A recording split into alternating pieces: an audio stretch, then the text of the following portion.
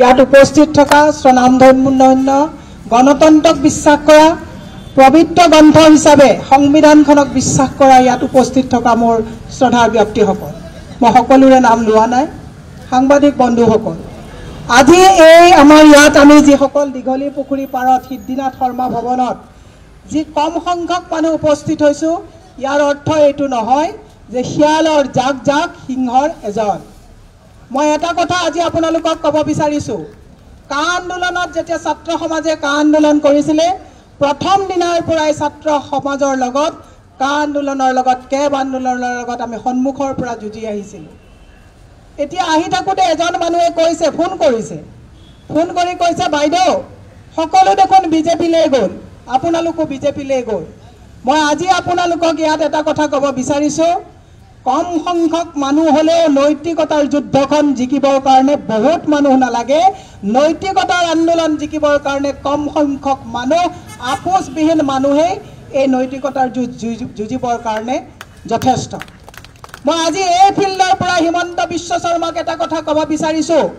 পৰহি দিনা শিৱসাগৰত হিমন্ত বিশ্ব শৰ্মাই কৈছে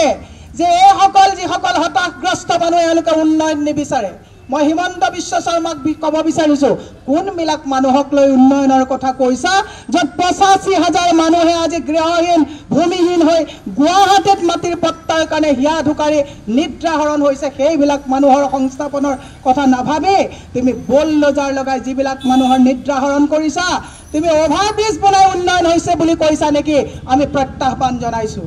100 কোটি টকীয়া দলং, 350 কোটি টকাৰ বাজেট বনাই তুমি অভাৰব্ৰিজ বনাই যদি ভাবিছা যে উন্নয়ন হৈছে, এই উন্নয়নে এদিন তোমাকো বুলডোজাৰ লগাব। সেই বুলডোজাৰ হয়তো যান্ত্ৰিক বুলডোজাৰ নহ'ব পাৰে, কিন্তু এই বুলডোজাৰে ইতিহাসত লিখি যাব যে এনেকুৱা এজন কমিশ্যনখোৰ মুখ্যমন্ত্ৰীৰ হাতত বাকজৰি দি দিলে, যি সঁচা অৰ্থত স্কুল বন্ধ কৰি, বিদ্যালয় বন্ধ কৰি, আজি যদি খবৰ কাগজৰ প্ৰথম পৃষ্ঠা পঢ়ে যে ল'ৰা ছোৱালীৰ ইউনিফৰ্ম আৰু কিতাপ দিয়াত খেলি মেলি হোৱাত ল'ৰা ছোৱালীৰ শিক্ষাক তেওঁ মানে এটা অৱস্থা এনেকুৱা হঠকাৰী সিদ্ধান্ত লৈ খেদি দি পেলাই, কেৱল যদি মানুহে ভাবিছে, গুৱাহাটী আৰু অসমবাসী মানুহে যদি ভাবিছে যে ইয়াত অভাৰব্ৰিজ বনিছে, হিমন্ত বিশ্ব শৰ্মাই উন্নয়ন কৰিছে, তেতিয়াহ'লে এটা দিন আপোনালোকে কিন্তু সকলোৱে ৰেডি হৈ থাকক যে হিমন্ত বিশ্ব শৰ্মাৰ এই হাতুৰিত সকলোৱে এদিন কিন্তু বশীভূত হ'ব লাগিব। মই বেছি দীঘলীয়া নকৰি এটা কথাই ক'ব বিচাৰিছোঁ, হিমন্ত বিশ্ব শৰ্মা, অমিত শ্বাহে ক'ব বিচাৰিছে যে কা আনিব, কা আনি তেওঁলোকে বাহিৰৰ বিদেশৰ পৰা আনি পেলাই মানুহক সংস্থাপন দিব। মই আজি হিমন্ত বিশ্ব শৰ্মাক সুধিব বিচাৰিছোঁ যে শিল সাকুৰ যে সেই মানুহবিলাকৰ ঘৰত 10 বছৰ 15 বছৰ বাস কৰাৰ পাছত পানীৰ কানেকশ্যন দিছা, লাইটৰ কানেকশ্যন দিছা, MP ফাণ্ড আৰু MLA ফাণ্ডৰ দি ৰাস্তা বনাইছা, বুলডোজাৰ কিয় লগাই তোমালোকে আজমলক মাটিত কিয় দিছা, জিঞ্জাৰ হোটেল কিয় ভাঙিব পৰা নাই, আৰু তোমাৰ অশোক সিংগাল আৰু নাৰায়ণ ডেকাই যে তাত মাটি লৈছে, তাত বুলডোজাৰ কেতিয়া লগাবা? এই প্ৰশ্নৰ উত্তৰ মানুহে দিব লাগিব। মই আজি অসমৰ ৰাইজলৈ এই মঞ্চৰ পৰা এটা কথা প্ৰশ্ন কৰিব বিচাৰিছোঁ, সদায় এইখিনি বিজেপি চৰকাৰে কয় যে 855 জন শ্বহীদৰ বিনিময় কংগ্ৰেছে দিব লাগিব, আমি পিছলৈ উভতি নাযাওঁ। মই আজি ক'ব বিচাৰিছোঁ, হিমন্ত শৰ্মাৰ চৰকাৰৰ দিনত 188 জন ল'ৰাক ভুৱা এনকাউণ্টাৰ কৰি মৃত্যুমুখলৈ ঠেলি দিয়া হ'ল। 5 জনকৈ ল'ৰাক GP সিঙে পুলিচ লগাই তেওঁলোকক মানে গুলীয়াই মৃত্যুবৰণ কৰা হ'ল, তেওঁলোকক দুষ্কৃতিকাৰী সজোৱা হ'ল। ইয়াৰ উত্তৰ কেতিয়া দিব আৰু ইয়াৰ প্ৰশ্নৰ উত্তৰ অসমৰ ৰাইজে কেতিয়া ল'ব? ইয়াক বৃহৎ প্ৰশ্ন। মই সেইকাৰণে যুৱ প্ৰজন্ম, সাংবাদিক বন্ধুসকল, খাকী পোছাকত থকা আমাৰ পুলিচৰ কৰ্মীসকল, আপোনালোকৰ বাধ্যবাধকতা আমি বুজি পাওঁ, কাৰণ আপোনালোকে মালিক পক্ষৰ মতে চলিবলগীয়া হয়। আপোনালোকৰ ওপৰত আমাৰ কোনো ধৰণৰ আমাৰ বিৰূপ মন্তব্য নাই বা বিৰূপ ভাৱ নাই, কিন্তু মই এটা কথা খাকী পোছাকত থকা মানুহসকলকো মই ক'ব বিচাৰিছোঁ, সকলোকে এটা কথা সকীয়াই দিব বিচাৰিছোঁ এই ফিল্ডৰ পৰা, যে আপোনালোকে খাকী বৰ্ডি পিন্ধোতে এইটো কথা নাভাবিব,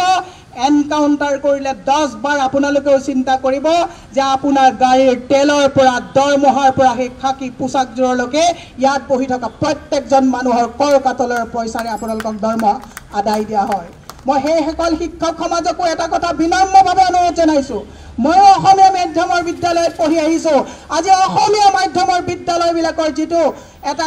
পয়া লগা অৱস্থা হৈছে সেই শিক্ষাগুৰুসকলকো মই আজি বিনম্ৰভাৱে হাত জোৰ কৰি অনুৰোধ কৰিছোঁ এটা জাতি তেতিয়া জীয়াই থাকিব যেতিয়া জাতিৰ ভাষা জীয়াই থাকিব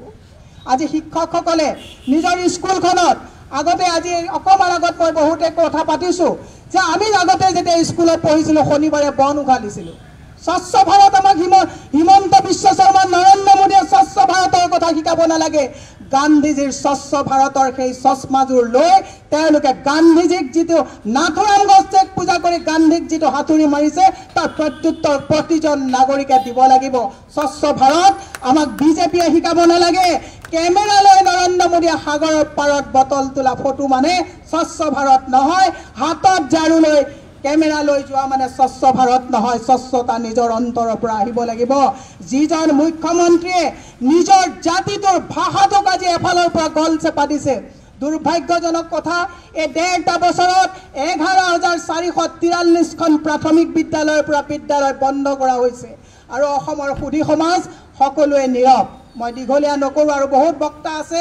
এটা কথা ক'ব বিচাৰিছোঁ এওঁলোকে ডিজিটেল ইণ্ডিয়াৰ কথা কয় আজি ৩০৪জন কম্পিউটাৰ শিক্ষকে পেটত অনাহাৰে গামোচা বান্ধিবলগীয়া হৈছে এওঁলোকৰ চাকৰি গুচি গৈছে গতিকে অত্যন্ত দুৰ্ভাগ্যজনক কথা মই সেইকাৰণে আজি এই মঞ্চৰ পৰা প্ৰতিজন ৰাইজক এটা কথা বিনম্ৰভাৱে অনুৰোধ কৰিছোঁ যে আমি নামানো আজি আমি ইয়াৰ পৰা যোৱাৰ পিছত ছ'চিয়েল মিডিয়াত আমি যেতিয়া আপলোড কৰিম বহুতে আমাক ঠাট্টা কৰিব যে ইহঁতে মানিছে আমি নামানো বগা ভাত দেখিলে কাউৰী যায় কিন্তু সকলো মানুহে বগা ভাত দেখি নাযায় যিসকলে শিৰ ফুলাই আন্দোলনত ৫টা ল'ৰাক শ্বহীদ কৰা হ'ল আজি আকৌ সেই ৰজাঘৰীয়াৰ ভাত দেখি পেলাই দৌৰ মাৰিছে তেওঁলোককো আজি ইয়াৰ পৰা সকিয়নি দিছোঁ যে আপোনালোকে তাত যাব পাৰিব ঠিকেই কিন্তু জীৱনৰ কাৰণে সতি সন্ততিৰ ওচৰত নৈতিকতাহীন এজন আপোচবিহীন আপোনালোকে নেতা নহয় একোজন আপোনালোকে চামচা হিচাপে নিজকে প্ৰতিষ্ঠিত কৰিব পাৰিব কিন্তু নেতা হিচাপে নেতৃত্ব যে দিব নোৱাৰে এই কথা মই আপোনালোকক আজি সকিয়াই দিলোঁ মই সেইকাৰণে প্ৰত্যেকজন মানুহক অন্তৰাত্মাৰ পৰা এটা অসমীয়াত্ব জগাই তুলিবৰ কাৰণে আজি এই ফিল্ডৰ পৰা আপোনালোকক অনুৰোধ কৰিছোঁ আপোনালোকক শেষৰ কথাটো কৈছোঁ যিমান নোবেল প্ৰাইজ পাইছে জাপানত যাওক চাইনাত যাওক নিজৰ মাতৃভাষাক কিন্তু সেই নোবেল বঁটা পোৱাসকলেও কিন্তু কেতিয়াও অগ্ৰাহ্য কৰা নাই আমাৰ হিমন্ত বিশ্ব শৰ্মাই যদি ভাবিছে যে ৰিণিকী ভূঞাই ইংলিছ মিডিয়ামৰ স্কুলখন চলাইছে আৰু ইংলিছ মিডিয়ামৰ স্কুলবিলাক চলাই নিজৰ মাতৃভাষাটোক ভৰিৰে যদি ভুল অন্তিত কৰি পেলাই যদি ভাবিছে বহুত ভাল মুখ্যমন্ত্ৰী হৈছে ইতিহাসৰ পাতত ক'লা চিয়াহাৰীৰে লিখা থাকিব যে স্বাধীনতাৰ পিছত এইজনেই দুৰ্দান্ত মুখ্যমন্ত্ৰী যি নিজৰ ভাষা যি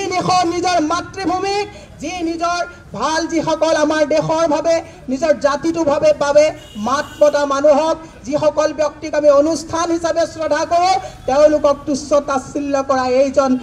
মুখ্যমন্ত্ৰী বদন হিচাপে চিহ্নিত হৈ থাকিব গতিকে মই আপোনালোকক বিনম্ৰভাৱে আহ্বান কৰাইছোঁ ডক্টৰ হীৰেণ গোহাঁই ছাৰক আমি আপোনাকো এটা কথা কৈছোঁ আপুনি কেতিয়াও মুখ্যমন্ত্ৰীৰ কথাত মই জানো ছাৰ কেতিয়াও হতাশ নহয় কিন্তু হিমন্ত বিশ্ব শৰ্মাই আপোনাক যিটো আত্মশ্লাঘা কৰি পেলাই তেওঁ যিটো তুচ্ছ তাচ্ছিল্য কৰিছে হিমন্ত বিশ্ব শৰ্মাই নিজৰ গাত নিজেই খান্দিছে এই কথাটো সকলোৱে মনত ৰখা উচিত অসমৰ কোটি কোটি ৰাইজ ডক্টৰ হীৰেণ গোহাঁই ছাৰৰ লগত আছিল আছে আৰু থাকিব এই কথাকে কৈ মই